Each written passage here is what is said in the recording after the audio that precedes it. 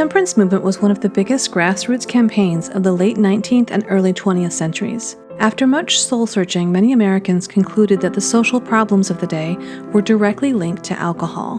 The movement gained so much steam as to become a federal law in 1919, and the unintended effect was that the 1920s became a decade of decadence for those who rebelled against Prohibition. Many felt that the passing of the 18th Amendment was the right move, but after the stock market crash of 1929, a nation filled with loss was fed up with not being able to unwind with a cold one from time to time. And the temperance movement had some other effects that went far beyond alcohol to the one thing we all need, which is food.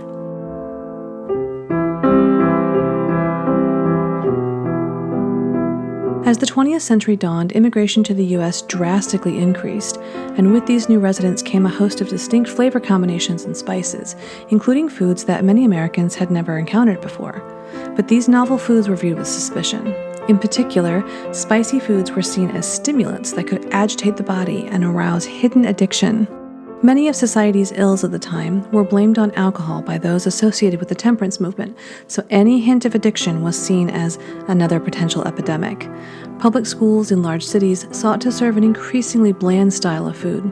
The most ethnic food on school lunch menus at this time would have been spaghetti.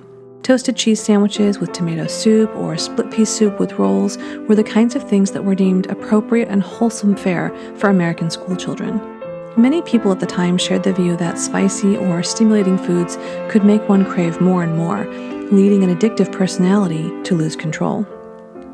With the passing of the 18th Amendment in 1919, it seemed to some that the road to success as a nation was well and truly paved. But poverty and violence didn't melt away simply because alcohol was not readily available, proving that perhaps prohibition wasn't the answer. In 1933, the 18th Amendment was repealed, but by that time, the Great Depression had further impacted the bland food of the era. Spices and exotic foods could be expensive during the 1930s, when even average families could spend a staggering 25% of their household income just on food alone. Dishes that were too delicious might also encourage people to overeat, something that they simply couldn't afford to do. Cheaper foods like boxed macaroni and cheese, canned soups, starchy potato dishes, and simple sandwiches were the norm in most households during the 1930s. A home-cooked spice rack might have included only the bare minimum of salt, pepper, molasses or honey, sugar, cinnamon, and bay leaves. Even chocolate and cocoa weren't all that common during this time. Along with the wariness of foreign foods and spices, the reduced income of many American households meant that many of the meals being served during the Great Depression were often on the bland side. The author of the 1936 cookbook, 1001 Sandwiches, offered a huge variety of mostly flavorless sandwiches for what we can only assume were teetotal luncheons with the ladies. Included in the book are many vegetarian sandwiches as well, since meat was sometimes too expensive.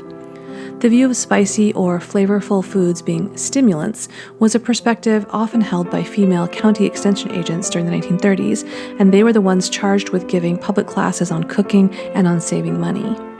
All these factors together with the addictive nature of spices, the lack of funds with which to buy non-essential flavorings, and a focus on public education meant that bland foods were the norm, and the idea that too many spices were bad for you remained in circulation until well after the end of World War II.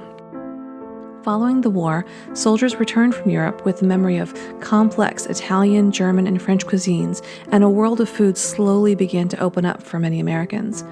Trends for Italian, Spanish, Mexican, and Polynesian foods would fill up recipe books from the 1950s and 1960s, from lasagna to pineapple glazed chicken to chow mein noodles. This was also a time when drink flowed freely at glamorous cocktail parties held in picture-perfect suburban living rooms. It was a far cry from the 1930s, when getting enough to eat took a lot more effort and money than in the decades that followed.